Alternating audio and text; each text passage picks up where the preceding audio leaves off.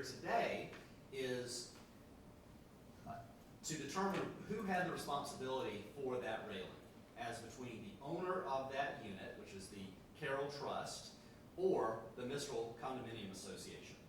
And this issue is governed by the Declaration of Condominiums, specifically the amended declaration that was filed in 2007. There was an original declaration in 1985 that was superseded in 2007. So that's the one that we are looking at today. And in particular, there are two articles of that declaration that govern the court's consideration of this case. Article 1 concerns who was the owner of that balcony railing and concerns ownership of condominium property generally. And then Article 8 concerns who has the maintenance duties for that condominium complex. In the trial court below, construing these portions of the declaration, Judge Lewis held that the declarations were unclear and unambiguous, that the Carroll Trust had the duty to maintain the railings of that balcony, which led to summary judgment for Mistral. We believe that that was error, and I want to go through the provisions of the declaration to explain why that is the case. At the outset, though, I would like to point out that we deposed a number of individuals connected with the Mistral Association. There was a handyman, there was the association president, there was the association manager, and then there was a corporate representative for Mistral. And then additionally, Elizabeth Arrowwood Carroll, the owner of the unit, also testified. Uniformly, they testified that it was their understanding that the association was responsible for the balcony railings. And that was... Counsel, you mentioned earlier, of course, the Article 1 and then Article 8. One is ownership and one is maintenance responsibility. Do you concede that the unit owner actually owned the railing? We do not, and I believe that that is... Isn't that inconsistent with what you argued when the Carrolls attempted to get out of the suit, that they clearly were the owners of the railing? I'll be honest with you, I was not involved in the case, so I would have to go back and look at that. I think that... If they did, what should we make of that? Well, I believe that if you look to Article 1, it does state that the balcony, it says the south balcony or deck area adjacent to each unit is a part of the condominium apartment. So the question then becomes, when it says that the balcony is part of the unit, and therefore owned by the unit owner, does that include the railing? Our contention today is that the association under Article 1, Paragraph 5, is responsible for all property that is not within the unit, and the railing is not within the unit. They're also responsible for exterior doors, walls, and windows, and essentially this railing is simply a continuation of the wall. So given that there's no definition of whether that balcony, as used in Paragraph 12 of Article 1, includes the railing, we believe that's an ambiguity as to who actually owns the railing there. And you know, when we're interpreting contract terms, we look to plain, ordinary meanings rather than terms of art. And I just looked out from, you know, Merriam-Webster Collegiate Dictionary. A balcony is a platform that projects from the wall of the building enclosed by a parapet or railing. And so are you claiming that there's kind of a latent ambiguity in the terms of the contract, or that the ambiguity is established by the fact that Mistral's representatives said that they had ownership or maintenance responsibility? I can't remember which. Well, we've argued that there's a latent a latent ambiguity, because when you look at this and you look at the remainder of the contract, it is unclear under Article 1 whether the balcony does in fact include the railing, or whether that is an exterior element, which is a common element like all other exterior elements, because clearly it is outside. So it is our contention that a jury could determine, looking at the word balcony there, that just includes the platform, not necessarily the railing. Well, let me stop you right there. So the jury could determine this. So you know, we're talking a lot about the contract, and of course that's what this is about. But this is actually a tort case. That's what kind of case this is. Which means that we're establishing duty, one of the elements, right? In this particular case, duty is going to be established by contractual obligations set forth here. But duty is typically, as as far as I know always, a question of law. So how are we to take that into account? I mean, is this duty question, which is gonna be resolved by the contract, is that gonna go to the jury? Does that make this an issue of fact? I think it does. I think that both here and in the actual, in Article 8, which establishes who actually did have the duty, that there are jury questions. A, with respect to Article 1, whether the balcony actually belongs to the association or whether it belonged to the unit owner, and that's just a factual determination that a jury needs to determine. But I think the more critical question, as you pointed out, is who actually had the duty. Ownership is one fact to be considered, but under Article 8 of the Declaration, that is what actually sets out who had the maintenance, inspection, and repair duties for the complex. And so if the association owns this balcony, then under Section A of Article 8, it's a common element and they have that duty. So if in fact the association owns the railing, they have that duty to repair, inspect, and maintain because it is a common element. But that's not all that Section A says. It also says that the association is responsible for all portions of the units except interior wall surfaces contributing to the support of the building, which portions shall include but are not limited to common walkways, stairs, outside walls of the building, load-bearing columns. We would submit that this railing contributes to the support of the building. Maybe it is not a load-bearing wall, but it is part of the exterior surface of the building. And there's a case. What part of the building does it support? Well, and again, I don't think it's a load-bearing wall, but it supports the structural function of the building in a more broad sense, I think. But I will agree. I don't think it holds the building up. And so, I think that's whether that applies there. I assume there was no testimony about who had previously maintained the railings? Well, in fact, there was. The association had undertaken a project to fix these railings before this happened. And we've pointed that out. That went more to our undertaking argument. But after this injury, a day or two after Mr. Casey fell, the association sent somebody out to fix the But railing. that's not admissible, right? Well, I think Subsequent remedial repair is not admissible. but it shows who had control and had undertaken the duty to. I don't think that's relevant when it's a subsequent remedial repair. But I do think it's helpful and relevant that whether there's evidence or testimony as to previous maintenance work on those the railings, right? And there had in fact been before this fall. And in fact, there's evidence in the record that we briefed that the association did repair the balcony railing for the association's president before this happened. They didn't go and repair all of them. They did repair the association president's personal unit. And we've put into the record there's an engineering study. That wasn't just a perk for the president. It kind of sounds like it may have been, but it does show they were taking that duty on. My colleague asked you about the previous suit against the condominium owner. It was actually. I understand you were not the lawyer on that case, but, so it does seem like here, your clients have asserted inconsistent positions, right? Well, asserting that the owners of the condominium are responsible and now asserting the association? Well, so it was all, both of those defendants were sued in this same lawsuit. Right. That claim was resolved after summary judgment was denied as to their claim. And I think, you have to look at the context. The owner had filed a motion for summary judgment saying, no, there's no way that it's ours, there's no genuine issue of material fact, this belongs to the association. We said, no, there is evidence of that. So the context is that you're trying to maintain a lawsuit against two different people Correct, frankly. and trying to argue that both of them are responsible for the same wreck.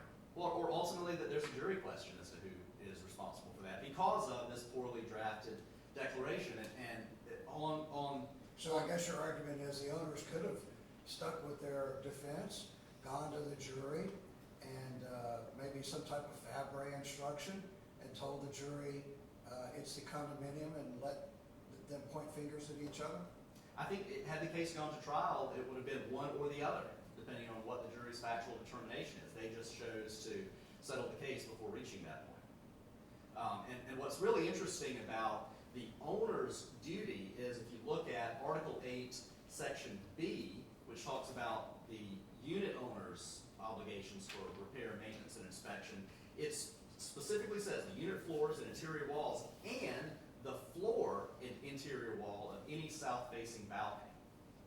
It is very specific that the owner's duty only extends Yeah, I was to gonna the ask you floor. about that. You're not arguing the association had to repair the balcony floor, right? No, because the declaration specifically says. You're in your rebuttal time, but you're free to use it if you like. Okay, just very quickly, we would contend that that is probably the most important part of the declaration, that it contemplated very specifically that the floor of the balcony was the owner's responsibility. No question there. But by specifically excluding anything else on the balcony, that implicates that it was the association's responsibility for the railings. And we would submit that there's a jury question left on that issue. Thank I'll reserve the remainder of my time.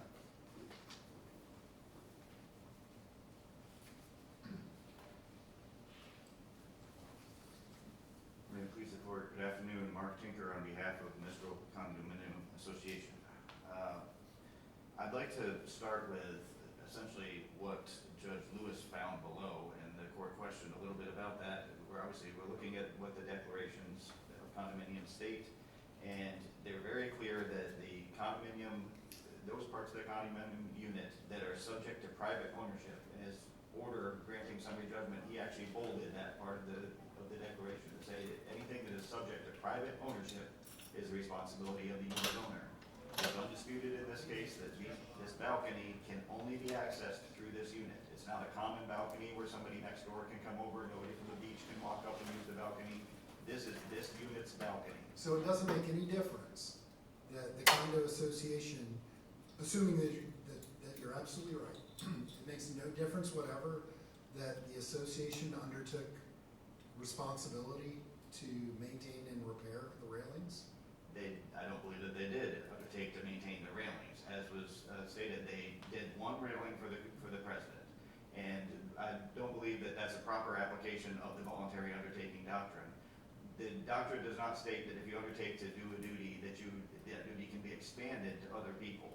The doctrine says if you undertake a duty, you have a duty to do it properly, to do it, in a non-negligent manner. So if they undertake to do the president's railing, they owe duty to the president and to any third parties or anyone else who might go to that property and be on that balcony and touch that railing or use that railing. That doesn't mean that they have a duty to every other unit owner that has individual unit ownership to go around and do all the other railings in the building. Well, but didn't they also hire a company to inspect and work up quotes for repairing those rear balconies? I believe that there were quotes that were drawn up, yes. They hired a company to come out and inspect for wood rot on these very balconies, on not just the president's, but on everybody's, and are engaged in a process of repair, depending on how much money the association has to fix. They fix north-facing balconies, and then there's some consideration about east balconies as well.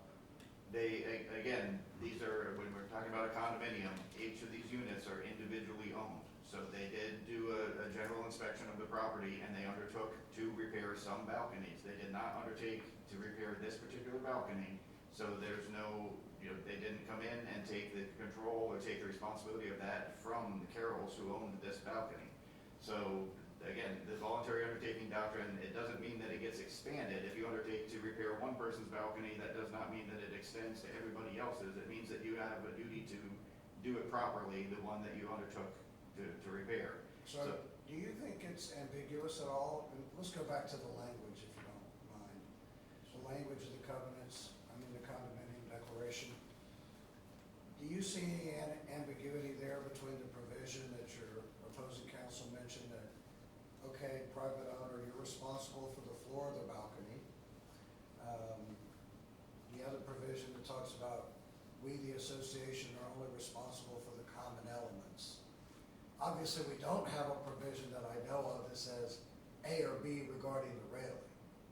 But do you see any ambiguity there in those two provisions? I Or don't. conflict? I obviously don't, Judge Lewis didn't, and I think the most important part is Casey didn't either. In their initial brief at page 25, they actually concede that language is clear and unambiguous. They say that the portion that says the south balcony entire area condominium unit. They said that's unambiguous language. What they attempted to do was make it a latent ambiguity by saying other people testified that they were confused about what it means. That's not a proper latent ambiguity. That's using parole evidence, that's taking lay witnesses to try and interpret a contract, which is a question of law for the court to do. Again, Judge Lewis said it's unambiguous. In their initial brief, they said And it's that our unambiguous. review is de novo, correct? Correct, it is, because we are talking about interpretation of a contract. But there's a difference between the ownership of the rail and the responsibility to maintain it, right?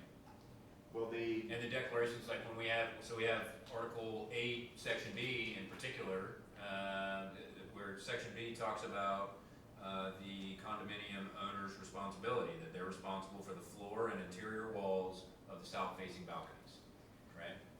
So that, whether they own it or not, there's also maintenance and repair responsibilities that sometimes are overlapping, it appears, between who actually owns the particular part of the balcony. it also says that the maintenance obligation for the unit owner is to maintain anything that is not the responsibility of the condominium association. And the condominium association is only obligated to maintain, I think there was an argument made earlier that this was a continuation of a wall. The association is only obligated to maintain structural walls. Obviously, the balcony railing is not a structural wall, and I think that's important when we're talking about all of this testimony that was offered to say that, well, this is a latent ambiguity. If you look at the testimony, Mr. Orr, who was the corporate representative, the actual quote from him was, well, the structural portions of the balcony, sure, those are part of the association's responsibility. The board president, Ms. Littlefield, said the same thing. She said the structural portions. Ms. Carroll, the actual owner, used the same thing. She said the structural. Well, so setting aside the things they've testified about, just looking at the language, so it says the floor and interior wall of any south-facing balcony shall be maintained by the owner at the owner's expense, right? Right. So is the exterior rail, can we say that that's the floor or an interior wall of the south-facing balcony? I don't believe it's a floor or an exterior wall, but it is, it's a part of the building, a part of the unit or the entire complex that is owned by that unit owner because it is subject to private ownership, or subject to, let me get the correct quote, that part of the condominium property which is subject to private ownership. Again, Judge Lewis looked at that and said, nobody else can go on this balcony. That's undisputed. It's part of the unit and you can't access it any other way than to go through the Carroll's property. It's their balcony, it's their railing, it's subject to their private Council, ownership. I'm just curious, if the Carrolls had said, we're gonna just tear out our railing and put in some decorative black iron railings, would the association have been okay with that? There's a portion of the declaration which says that they have to get approval as far as aesthetics. I don't believe that there's anything that would prevent them from doing it if they got approval, if everybody thought that that looked appropriate, but that is the only So restriction. that raises a question I had, which is, what if the condominium owner decided, I don't want a railing on my balcony, I'm on the 10th floor, and I'll just tell my tenants and my renters, caveat emptor, and, be careful, don't have too many drinks, because I don't want a railing on my balcony. Is the association's responsibility under that the same as you argue it is here? I believe so. I don't, according So to the your argument declarations. is the association has no interest, no legal responsibility or right to insist that a condominium owner have a railing on a balcony? According to the declarations, it would only be aesthetics. If that just made it look strange, we're standing. I on don't the mean beach. look strange, Right, I mean no railing. right. And if that made that unit look strange from the beach, then. Well, it wouldn't be looking aesthetics strange, probably would. if you walk 3 feet, you fall 10 floors. But the declarations does not prohibit that. Doesn't require railing. No, it does not. Which, that supports the position because the declarations does not prohibit that. That means that the unit owner does own that balcony. They can do what they would like on that balcony. They could, as long as the aesthetics are proper, they could remove the railing, they could paint the railing a different color, they could, make it a different type, or, They can make it a death trap. If they wanted to take on that Under the responsibility, I suppose. declarations. As part of the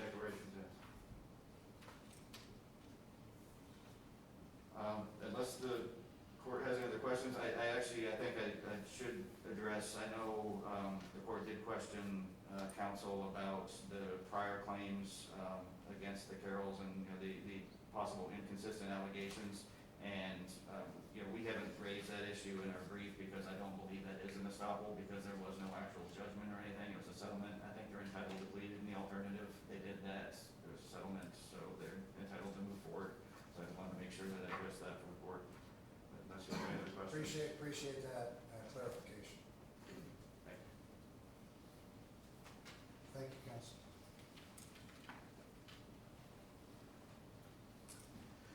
Your Honors, I wanted to point out one thing.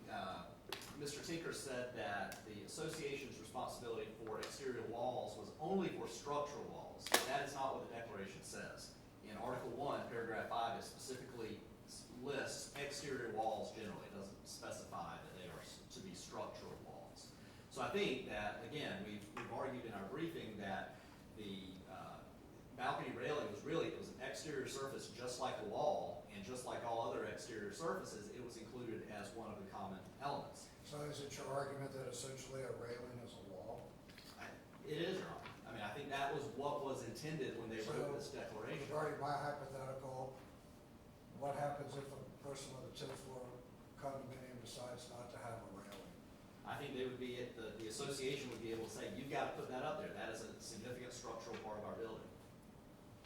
Again, I do believe. Well, your argument would be the association would do it. Right, and if that's not what I said, that's what I meant. The association, right, they would come in and do that, since we would say that is their responsibility, they own it, and so they would have to come in and put it up. They wouldn't allow the unit owner to do it to begin with.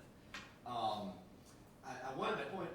Let me ask you, I want to make sure I understand your position on how you think this should be resolved. So you don't think that this is a legal conclusion that the court can draw? You think that in order for this to be resolved, we're going to have to submit the declaration language to a jury to make a finding of fact?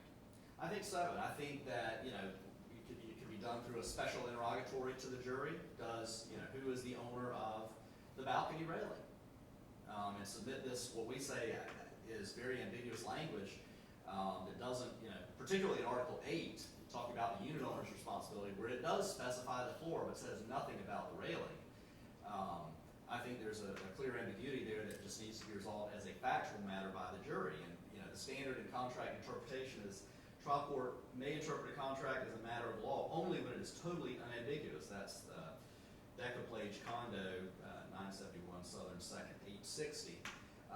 We certainly don't meet that standard, despite the contention of Mistral, and they've said this a couple of times. They say that the declaration unambiguously says that the balcony railing is condominium property, and then they say the declaration expressly establishes that the Unit 21 balcony and balcony railing is subject to private ownership. Well, there's no way that it expressly does any of that because the word rail or railing never appears anywhere in the declaration. So that's simply an overstatement. There's an ambiguity there, and it simply doesn't say a word about the railing.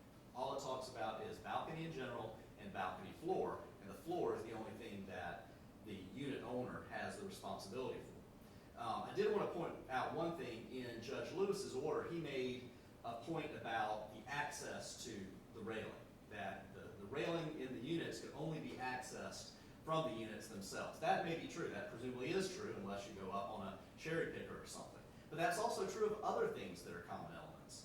The declarations provide that the association owns conduits and elements that go through the walls. They can only be accessed by So they have the right to enter the So they have, yes, Your Honor. with or without the permission of the owner. That's correct, Your Honor. To make the changes they have to make. That's correct, Your Honor. And I did want to make one quick point about the undertaking. Ms. Carroll did testify that she relied on the representations and her understanding of the representations of Mistral as to their duties. And so we think that fits clearly within the undertaking doctrine, given that reliance and the ultimate harm to Mr. Casey. Thank you so much. Those are your arguments. We'll allow time